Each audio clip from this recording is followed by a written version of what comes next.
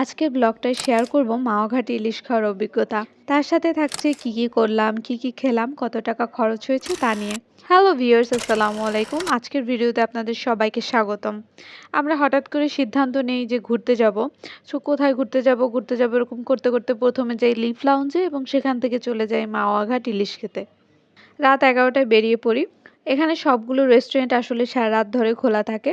আমরা এর আগে অনেকবার নিরালাতে এসেছি। এখানে অনেক ধরনের রেসিপি থাকে। তারপর ওদের প্রত্যেকটা আইটেম খুব টেস্টি হয়। স্পেশালি ইলিশ মাছের লেজ ভর্তাটা।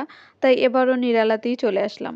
এসেই আমাদের প্রথম কাজ ছিল ইলিশ মাছ দেখা। এখানে সবগুলো মাছ আসলে বরফ দেওয়া থাকে তো, তাই কোনটা আসলে তাজা আবার কোনটা অনেক দিনের পুরনো সেটা বুঝতে কিছুটা সমস্যা হয়।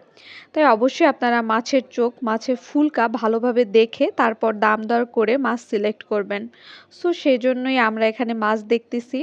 উনি বরফ থেকে বারবার বিভিন্ন ধরনের মাছ বের করতেছিল। একটা মাছও আমাদের পছন্দ হচ্ছিল না, মনে হচ্ছিল অনেক দিনে বরফের রাখা। ফাইনালি এখান থেকে আমরা একটা মাছ সিলেক্ট করি, কিন্তু দামে পোষাচ্ছিল না। পরে দাম দর করে এটার দাম পড়েছে 1600 টাকা।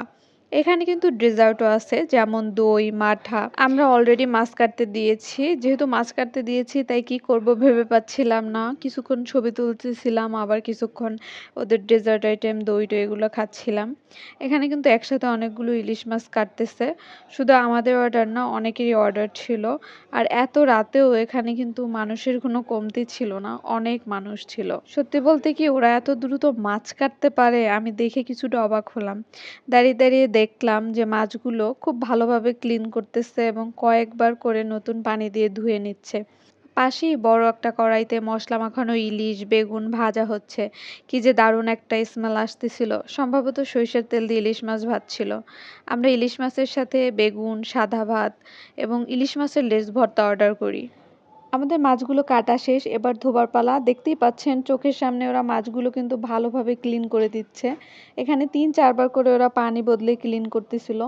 এদিকে আমার ভাই ছবি তোলার জন্য বিভিন্ন ধরনের পোজ দিয়েই যাচ্ছে তো দিয়েই যাচ্ছে। ওদের কিন্তু মাছ ছাড়াও বিভিন্ন ধরনের ভর্তা আগে থেকেই প্রিপেয়ার করা থাকে, যেমন শুটকি ভর্তা, ইলিশ মাছ ভর্তা। এগুলো কখন না কখন বানিয়েছে, তাই আর অর্ডার করিনি। এখানে কিন্তু মাছ ছাড়াও রোস্ট, চিংড়ি মাছ, ইলিশ মাছ এবং মুরগির বিভিন্ন আইটেম থাকে। এই যে 40 মিনিটের মধ্যে আমাদের খাবার এসে হাজির, এখন খাবার পালা। আপনারা যারা মাওয়া ইলিশ খেতে যাবেন, ইউ মাস্ট ট্রাই ইলিশ মাছের লেজ ভর্তা।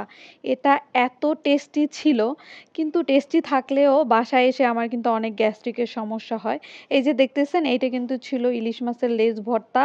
সাথে ছিল একটা সালাদ, যেটা আমরা নর্মাল বাসায় সালাদ বানাই ওরকম না, খুবই ডিফারেন্ট। এখানে অনেক পেঁয়াজ এবং তেলের কারণে গ্যাস্ট্রিক হয়ে গেছিল, কিন্তু স্বাদটা ছিল অতুলনীয়। আর যদি বলেন বাকি সব আইটেমের কথা, তাহলে বাকি সব আইটেম অ্যাভারেজ মোটামুটি লেগেছে। তবে আমি গ্যারান্টি দিচ্ছি আপনারা খেয়ে সবাই স্যাটিসফাইড হবেন। এই তো এখন বাসায় যাবার পালা। আজকের মতো বিদায় নিচ্ছি। আল্লাহ হাফেজ।